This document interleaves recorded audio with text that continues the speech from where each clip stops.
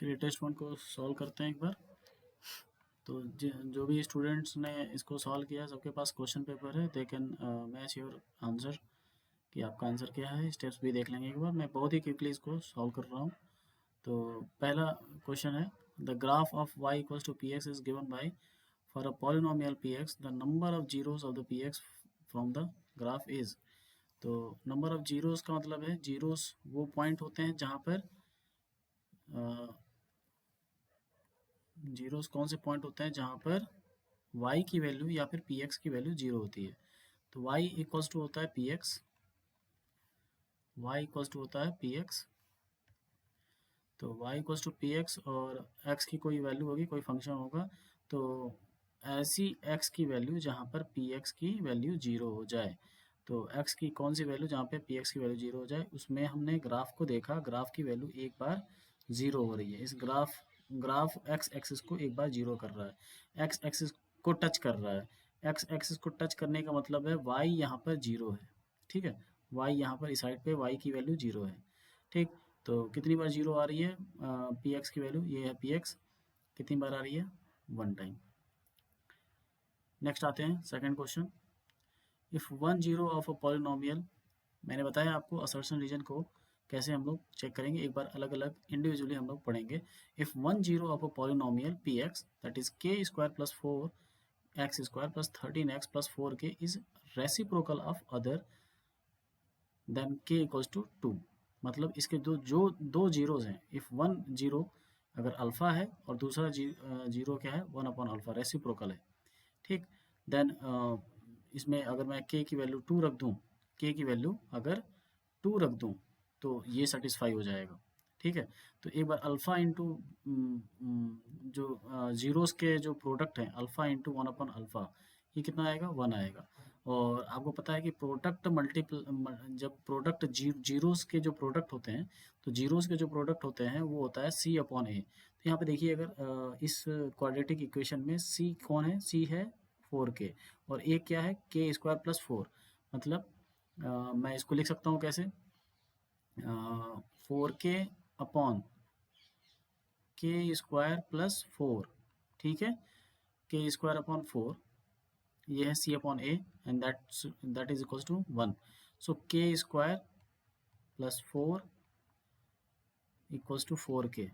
ठीक है, तो K square minus four K plus four equals to zero. अब यहाँ से अगर मैं के की वैल्यू चेक करूँ, तो के की वैल्यू अगर रखूँ तो जीरो बराबर जीरो आता है क्या। तो यहाँ पे के बराबर टू रखता हूँ, तो टू का स्क्वायर होगा four, minus four into two plus four equals to zero. तो देखेंगे आप, एट माइनस एट बराबर जीरो, दैट इज ये सेटिस्फाई हो रहा है। इसका मतलब ऐसा होता है, तो इसका मतलब असर्शन तो ट्रू है। ठीक है, रीजन देखिए, if x minus alpha is a factor of P X then P alpha equals to zero. P alpha, देखिए क्या मैं इसको प्रूफ करने के लिए कहीं पे भी जो क्वाड्रेटिक इक्वेशन है या फिर पॉलिनोमियल है, उसमें मैंने पी एक्स की जगह पे कोई जीरोस की वैल्यू रखी क्या, नहीं रखी, इसको प्रूफ करने के लिए। ये तो सही है, क्यों, क्योंकि x minus alpha is a factor, that means x equals to alpha is a zero of a polynomial P X. ठीक, तो दोनों सही है, बट ये करेक्ट एक्सप्लेनेशन नहीं है रीजन असर्शन का। ओके, तो option B is correct. Next is the value of x and y in the given figure. ये तो हमारे पास पता है कि प्राइम फैक्टराइजेशन होता है, तो हमने x मल्टीप्लाई बाय, यहाँ पे क्या हो जाता है, x मल्टीप्लाई बाय 143। तो ये आना चाहिए आपका, जो ऊपर वैल्यू है जिसका हमने फैक्टराइजेशन किया, 101 आना चाहिए। तो आप चेक करेंगे कि इसको मैं अगर 7 से मल्टीप्लाई कर दूँ, सेवन थ्री ज़ा 21, कैरी हो गया टू, सेवन फोर जा 28 plus two, that means 30, seven one जा सेवन प्लस थ्री मतलब 10, 101। इसका मतलब सेवन तो सही है। अब ऑप्शन में अगर आप देखेंगे एक्स की वैल्यू, पहली वैल्यू सेवन कहीं नहीं है, इसका मतलब पहले ही आप आंसर जान चुके हो कि दैट इज ए। अगर आप ये भी निकालना चाहते हो कि वाई की वैल्यू क्या है, तो 11 मल्टीप्लाई बाई वाई 143 होना चाहिए। ठीक है, 11 मल्टीप्लाई बाई वाई कितना होना चाहिए, 143 होना चाहिए। That means Y equals to 143 upon 11। इसको एक बार देखेंगे, तो ये 11 वन टाइम में जाएगा 14, और कैरी बचेगा थ्री, 11 थ्री जा 33, दैट इज 13। तो 7 एंड 13 मतलब correct answer is 13। Okay, sorry, option A. Next is if two positive integers A and B are written in the as follows, the A की वैल्यू मैंने लिखी हुई है एक्स क्यू, मतलब X into X and Y into Y, ठीक है। और बी देखिए क्या लिखा हुआ है, बी है X into Y into Y into Y, ठीक। अब मैं इसमें से कॉमन फैक्टर निकालना चाहता हूँ, निकालना क्या हमको, H C F of A and B.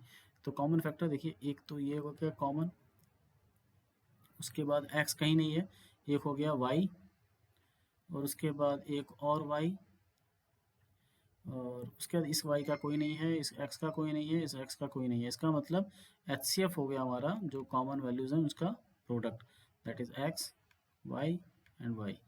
इसका मतलब आंसर क्या है, X Y square, the answer is B, ठीक है। उसके बाद क्वेश्चन नंबर 5 देखेंगे हम, the HCF and LCM of 12, 21 and 15। 12, 21 and 15, तो 12 का मैं फैक्टर कर लेता हूँ, 12 होता है 2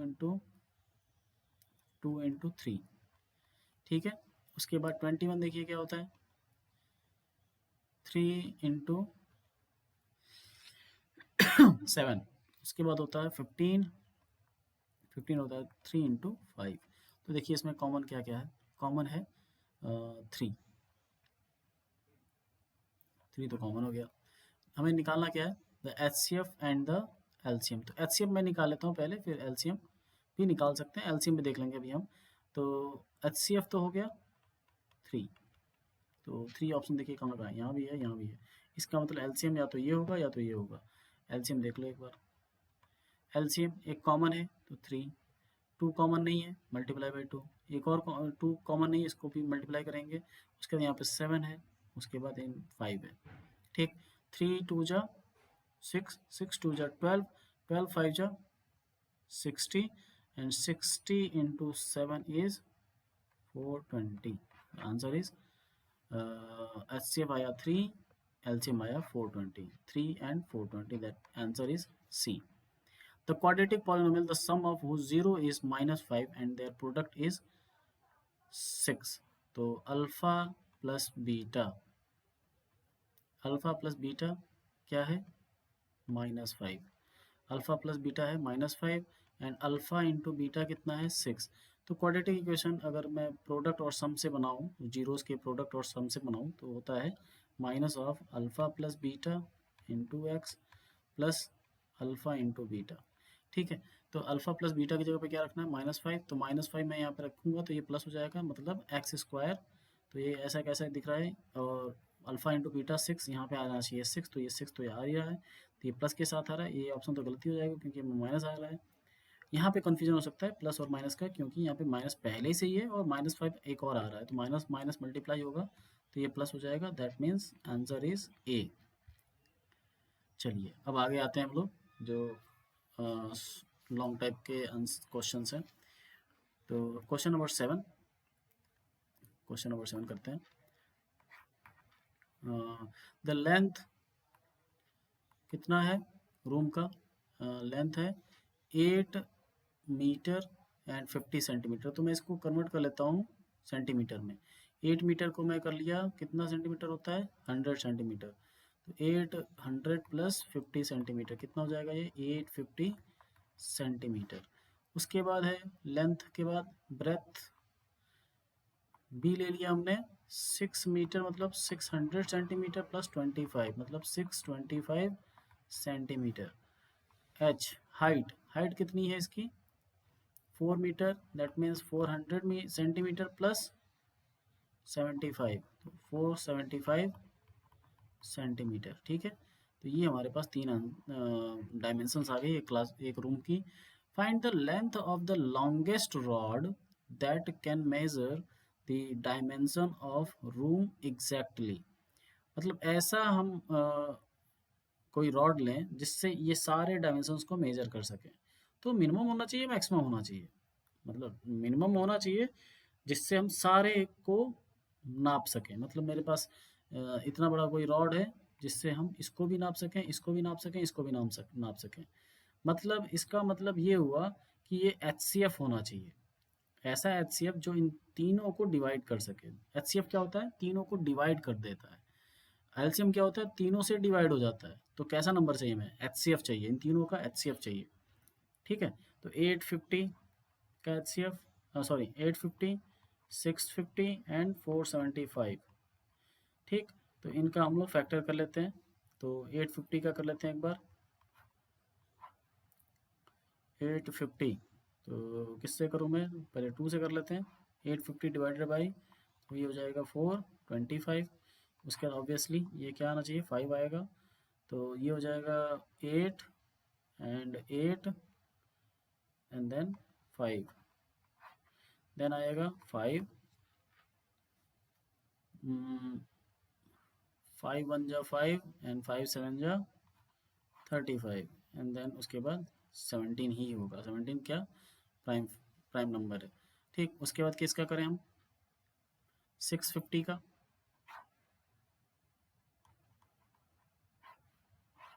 तो इसको भी पहले 2 से डिवाइड करता हूँ मैं, 2 3 जा एंड 25।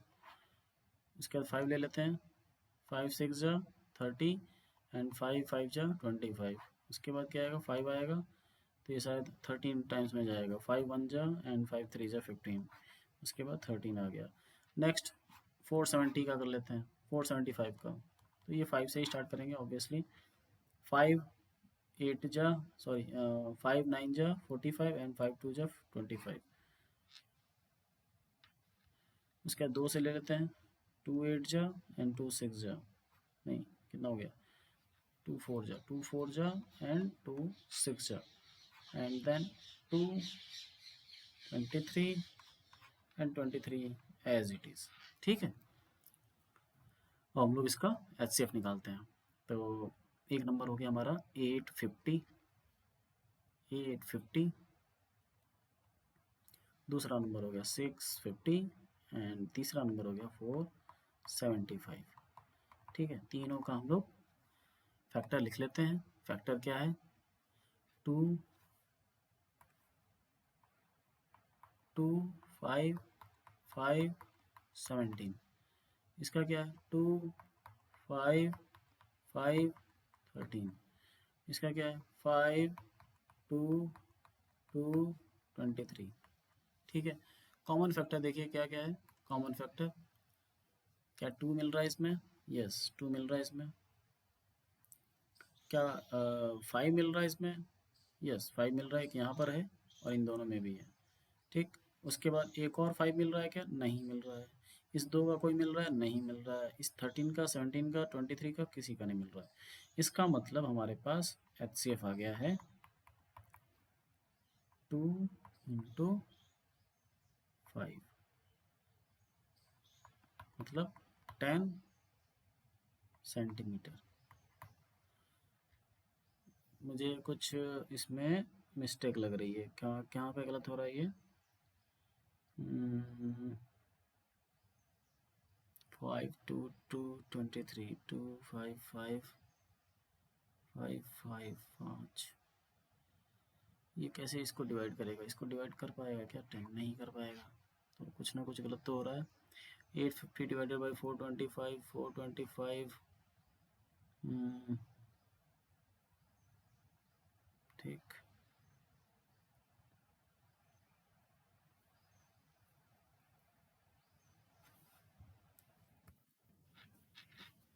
मैंने देखा ये यहाँ पर हम लोग ने मिस्टेक किया हुआ है ये। सो 5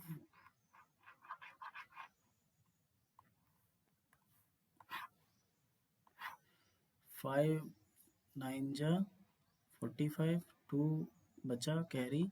उसके बाद 5 5 जा 25 होता है। ठीक है, उसके बाद 5 लेंगे फिर से, 5 1 जा 5 एंड देन 4 4 19 एंड देन 19 का 19 1 ही होगा। तो ये इसका फैक्टर होगा 5 5 19। ये मैंने गलत किया हुआ था। ठीक है, यहाँ पे क्या हो जाएगा, 5 5 एंड 19। ठीक है, तो इसका मतलब यहाँ पे हमारे पास 2 का भी कॉमन नहीं मिलने वाला। यहाँ पे हमें मिलेगा सिर्फ और सिर्फ 5 का कॉमन, और वो भी 2 बार। एक बार तो ये हो गया और एक बार ये हो गया। तो 5 इंटू 5 मतलब 25 हमारा होगा HCF। It means the length of rod must be must be 25 centimeter to measure all the dimension of room। ठीक है, तो ये होगा आंसर इज 25। इसका आंसर है 25 centimetre. Next is question number 8। Question number 8 को सॉल्व करते हैं। देखिए, if alpha and beta are the zeros of the polynomial px, that is 6x square minus 5x plus k, such that alpha minus beta equals to 1/6, find the value of k। ठीक है, तो zeros क्या है इसके, alpha और beta. तो एक बार मैं इसके 6x square minus 5x plus के का मैं जीरोस निकाल लेता हूँ। जीरोस कैसे निकालेंगे, हमारे पास फॉर्मूला है, quadratic formula to find out the zeros of the polynomial.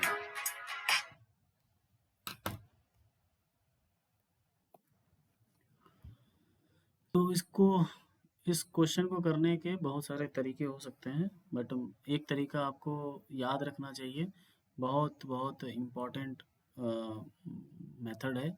और ये क्वेश्चन भी जब भी अल्फ़ा बीटा में रिलेशन आए, alpha minus beta, alpha plus beta, alpha into beta, तो हमको हमेशा एक फार्मूला याद रखना है आपको। ये आपको सबको पता है, अल्फ़ा प्लस बीटा या फिर ए प्लस बी का होल स्क्वायर क्या होता है सबको पता है, ए स्क्वायर प्लस बी स्क्वायर, मतलब यहाँ पे alpha square plus beta square plus 2 alpha beta. क्यों इसको याद रखना है, क्योंकि आप देखेंगे इसमें दो जगह पे हमारे पास वैल्यू है, एक है अल्फ़ा प्लस बीटा और एक आता है हमारा alpha plus beta, alpha into beta और अल्फ़ा प्लस बीटा। तो अगर मुझे डिफरेंस का फार्मूला बनाना पड़े तो मैं क्या बनाऊंगा, ये याद रखेंगे आप लोग। तो आप बताइए, अल्फ़ा माइनस बीटा इसका होल स्क्वायर क्या होगा, अल्फ़ा माइनस बीटा का होल स्क्वायर होगा alpha square plus beta square minus 2 alpha beta. ठीक है, अगर मैं इसको, इस वाले फॉर्मूले को किसके फॉर्म में लेके आना चाहता हूँ, अल्फ़ा प्लस बीटा का होल स्क्वायर वाला फॉर्मूला में लेके आना चाहता हूँ। ठीक है, तो मैं क्या कर सकता हूँ, alpha square plus beta square, ठीक है, प्लस 2 अल्फ़ा बीटा, इसी फॉर्मूले को कन्वर्ट कर रहा हूँ मैं डिफरेंस वाले फॉर्मूले को सम वाले फॉर्मूले में। तो ये बताइए, मैं ऐसे लिख के माइनस 2 अल्फ़ा बीटा पहले ही सही है, माइनस 2 अल्फ़ा बीटा तो पहले से ही है, मैंने ये वाला टर्म एक्स्ट्रा जोड़ दिया है, ये वाला टर्म एक्स्ट्रा जोड़ा है तो एक्स्ट्रा घटाना भी पड़ेगा ताकि बैलेंस रहे। तो माइनस ऑफ 2 अल्फ़ा बीटा एक बार और लिखना पड़ेगा, तो ये दोनों एक दूसरे को बैलेंस कर लेंगे, बचा हुआ फॉर्मूला तो हमारा यही रहेगा। ठीक है, तो अगर मैं इसको बोलूँ, ये वाला टर्म, ये वाले जो पूरे टर्म्स हैं तीन, ये मिलके क्या बनाते हैं, alpha plus beta whole square, alpha plus beta whole square, और माइनस 2 अल्फ़ा बीटा और माइनस 2 अल्फ़ा बीटा मिलके क्या बन जाएंगे, माइनस ऑफ 4 अल्फ़ा बीटा, और ये हो जाएगा alpha minus beta whole square. ठीक है, तो ये फॉर्मूला एक आपको हमेशा याद रखना है। इसमें देखिए क्या क्या आ रहा है, difference of the zeros, sum of the zeros and product of the zeros. तो ये तीनों एक ही साथ आपके पास मिल जाएंगे। तो अगर सम दिया हुआ है और डिफरेंस दिया हुआ है और प्रोडक्ट निकालना है तो हम निकाल सकते हैं। ठीक, तो हमारे पास जो क्वेश्चन है इसमें हमारे पास दिया हुआ है alpha and beta are the zeros of the polynomial. तो आपको आपको हमेशा पता है कि अल्फा प्लस बीटा किसी भी पॉलिनोमियल का क्या होता है, सम ऑफ जीरोस क्या होंगे, बी अपॉन ए, बी अपॉन ए।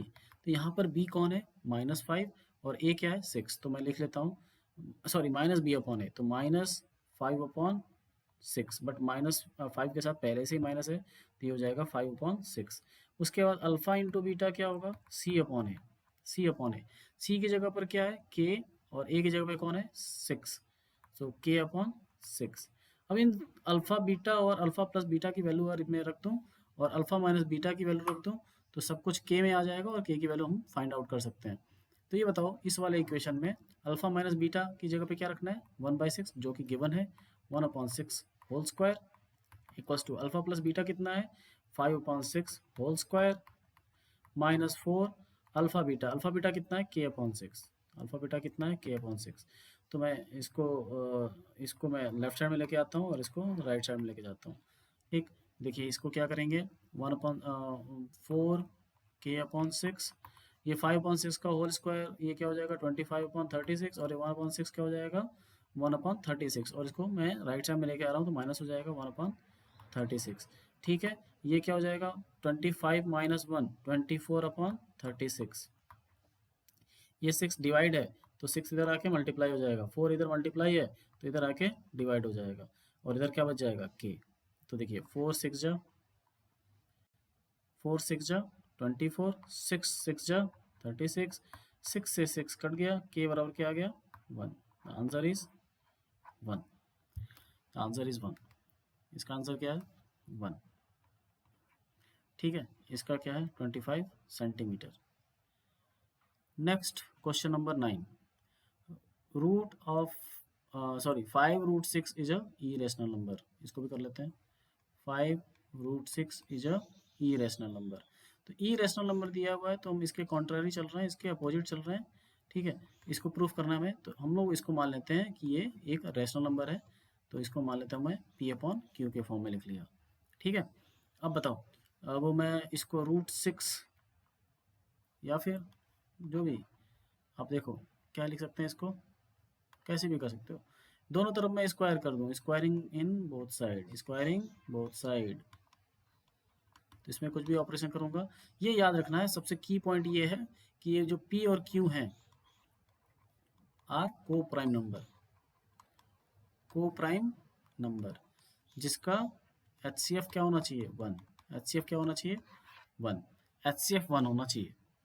ठीक है, दोनों का सिर्फ और सिर्फ एक कॉमन फैक्टर होना चाहिए 1, उसके अलावा कुछ नहीं।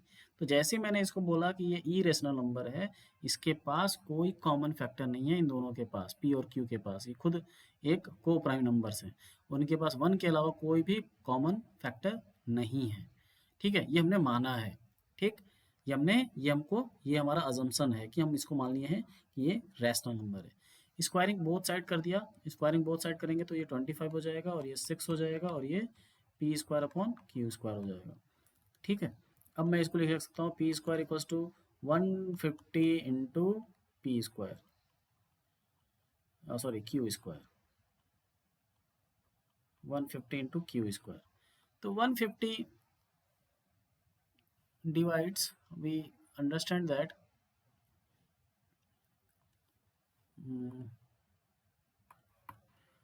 तो कोई भी नंबर, जैसे मैं रिमाइंडर थ्योरम की बात करूं तो ये अगर कोई नंबर लिखा हुआ है यहाँ पे P और यहाँ पे Q और यहाँ पे मान लो चलो मैं A, यहाँ पे लिखा हुआ है B और यहाँ पे लिखा हुआ है C, तो क्या होता है A को B से डिवाइड किया तो आया हमारे पास क्वोशंट क्या आया 3, C आया।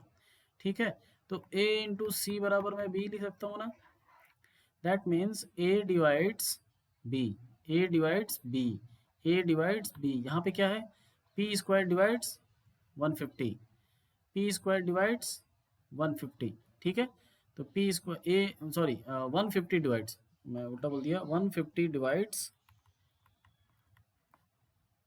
P²। ठीक है, और हमने एक थ्योरम पढ़ा हुआ है कि किसी भी नंबर का स्क्वायर को अगर कोई नंबर डिवाइड करता है, इसका मतलब उसके नंबर को भी वो डिवाइड करेगा। फॉर एग्जांपल अगर मैं 5 को बोलूँ कि ये 35 को डिवाइड करता है, सॉरी 25 को, 5 25 को डिवाइड कर पाता है, इसका मतलब 5 5 को भी डिवाइड करेगा, इसके स्क्वायर रूट को भी डिवाइड करेगा। तो 150 अगर P² को डिवाइड करता है तो 150 डिवाइड्स P ऑल्सो। ठीक है, P को डिवाइड करता है, इसका मतलब 150 एक कॉमन फैक्टर हो जाएगा। 150 is a common factor of, sorry 150 is a factor of P, इसका मतलब 150 is the factor of P। ठीक है, उसके बाद में यही जो, अब ये कोई फैक्टर है, 150 क्या है एक फैक्टर है, तो मैं लिख सकता हूं कि P बराबर 150C, P बराबर 150C। तो P बराबर 150C मैं इस इक्वेशन में रख दूंगा, या फिर आप इस इक्वेशन में रख दो, इस वाले इक्वेशन में रख देंगे हम।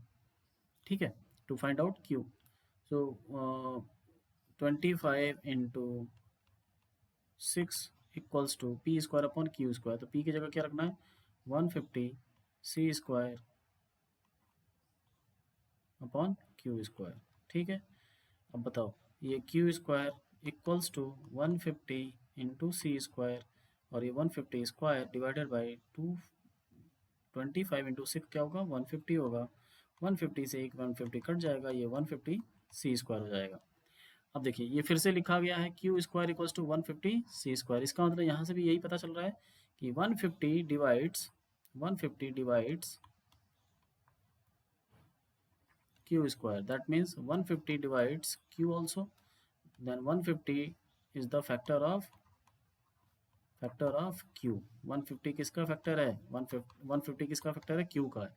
तो अभी हमारे पास ये भी पता चल गया 150 is the factor of q, and ऊपर हमें पता चला था 150 is the factor of p also. But हमने पहले स्टार्टिंग में क्या माना है, हमारा एजम्पशन क्या था कि ये दोनों को प्राइम होंगे और इनका HCF 1 होगा। HCF 1 होने का मतलब है दोनों में कोई कॉमन फैक्टर नहीं होगा। बट यहाँ पे हमें पता चल रहा है कि दोनों में कॉमन फैक्टर है 150। इसका मतलब हमारा जो एजम्पशन था 150 sorry p and q have a common factor that is 150। ठीक है, so our assumption that is p and q have common factor is 1 only। ठीक है, इट मीन्स जो हमने स्टार्टिंग में माना था कि irrational number sorry rational number है, तभी तो हमारे पास पिक्चर में आया पी और क्यू। तो वो जो हमने माना था कि ये रैशनल नंबर है उसका वो रॉन्ग हो चुका है। इसका मतलब रैशनल नंबर का रॉन्ग होना मतलब 5√6 क्या है, ई रैशनल नंबर। ठीक, तो ये भी क्वेश्चन हम कर लेंगे। नेक्स्ट आते हैं हम क्वेश्चन नंबर 10 पे, last question number 10। If alpha and beta are the zeros of the polynomial this 2x square plus 5x plus k, satisfying the relation alpha square plus beta square plus alpha beta equals to 21/4। फिर वही उसी type का concept है जो हमें समझना था। तो मैं क्वेश्चन नंबर 10 को यहाँ करता हूँ, that is P X equals to 2x square plus 5x plus k, 2x square plus 5x plus के। ठीक है, और एक रिलेशन दिया हुआ है alpha square plus beta square plus alpha beta equals to 21/4 plus alpha beta equals to 21/4। इसका मतलब हमें क्या निकालना है, के की वैल्यू निकालनी होगी। ठीक है, फाइंड द वैल्यू ऑफ के।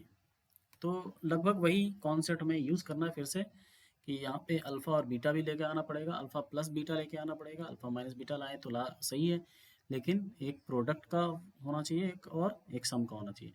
क्या ये हमारा फॉर्मूला बन सकता है alpha square plus beta square plus 2 alpha beta वाला?